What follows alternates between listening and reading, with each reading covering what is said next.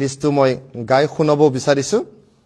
পোনপ্ৰথমে আপোনালোকক 40 নং উদালগুৰি এছটি সমষ্টিৰ প্ৰাৰ্থী হিচাপে মই ঘোষণা কৰিব বিচাৰিছো। আপোনালোকে গমেই পাইছে চাগে কোন হ'ব।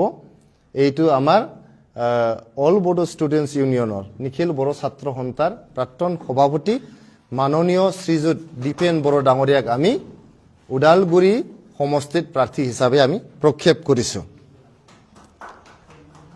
তাৰ পিছত আমি কোকৰাঝাৰ, এইটো আপোনালোকে জানিব বিচাৰিছে চাগে, এইকাৰণে ক'ব বিচাৰিছো মই 3 নং কোকৰাঝাৰ আমাৰ যে এছটি সমষ্টি আছে, ইয়াৰ আমাৰ সিটিং এমএলএ মৰে দাদা লৰেন্স ইছলাৰী ডাঙৰীয়া আমি প্ৰাৰ্থী হিচাপে ঘোষণা কৰিছো। তেখেতে আমাৰ বিটিআৰ চুক্তিৰ স্বাক্ষৰকাৰীও হয় আৰু আমাৰ কোকৰাঝাৰ জিলাৰ মাননীয় সভাপতিও হয়। গতিকে তেখেতে আমাৰ কোকৰাঝাৰ 3 নং কোকৰাঝাৰ এছটি সমষ্টিৰ প্ৰাৰ্থী হয়। এতিয়া 1 নং গোসাইগাঁৱৰ পৰা আহো। 1 নং গোসাইগাঁৱত ৰাইজৰ ডিমাণ্ডত আৰু আমাৰ যি সিটিং এমএলএ জিৰণ বসুমতাৰী ডাঙৰীয়াৰ অনুৰোধত তেখেতে বিভিন্ন কাৰণত কৈছে যে মই এইবাৰ নিৰ্বাচনত নুঠো, মই সংগঠনৰ কাম কৰিম। তো আজি তেখেতক আমি গোসাইগাঁও জিলা ইপিপিএলৰ সভাপতি পাঠি দিছো আৰু তেখেতৰ যে সিট তেখেতে নিজে অনুৰোধ জনাইছে আমাৰ এক্সিষ্টিং যে প্ৰেসিডেন্ট আছিলে শ্ৰীযুত অনিন্দ বসুমতাৰী, তেখেতক আমি প্ৰাৰ্থী হিচাপে আজি ঘোষণা কৰিছো। অনিন্দ বসুমতাৰী, অনিন্দ এইটো পাই যাব আপোনালোকে, টেনশ্যন নল'ব।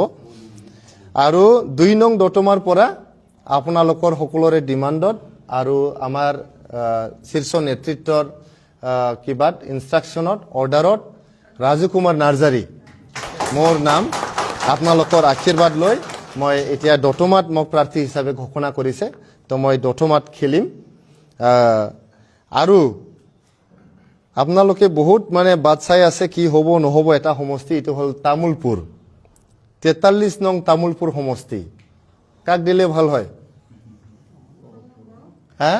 বাইদেউ বাইদেউৰ কথা মানিছো। আমাৰ দলৰ সভাপতি আৰু সদ্য নিৰ্বাচিত ৰাজ্যসভাৰ সাংসদ শ্ৰীযুত প্ৰমোদ বড়ো ডাঙৰীয়াক আমি তামোলপুৰ সমষ্টিৰ পৰা প্ৰাৰ্থী আমি প্ৰক্ষেপ কৰিছো। 45 নং ভেৰগাঁও সমষ্টিৰ পৰা আমি শ্ৰীযুত নেৰচন বড়ো ডাঙৰীয়াক কেণ্ডিডেট হিচাপে আমি প্ৰক্ষেপ কৰিছো।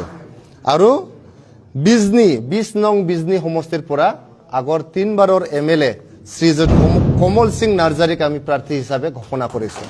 তো গতিকে 7জন যে আমাৰ কিবা আছে কেণ্ডিডেট আছে ডিক্লেয়াৰ কৰা হৈছে। আৰু বাকীখিনি যি আছে বিটিআৰৰ 15টা যে সমষ্টি আৰু 8টা সমষ্টি আছে আৰু বিটিআৰৰ বাহিৰৰ যিখিনি আছে এইটো আমাৰ আলোচনা পৰ্যায়ত আছে আৰু একদম ফাইনেল পৰ্যায়ত আছে।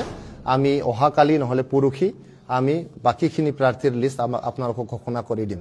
থেংক ইউ ছ' মাছ। আপোনালোকৰ যদি কিবা প্ৰশ্ন থাকে সুধিব পাৰে।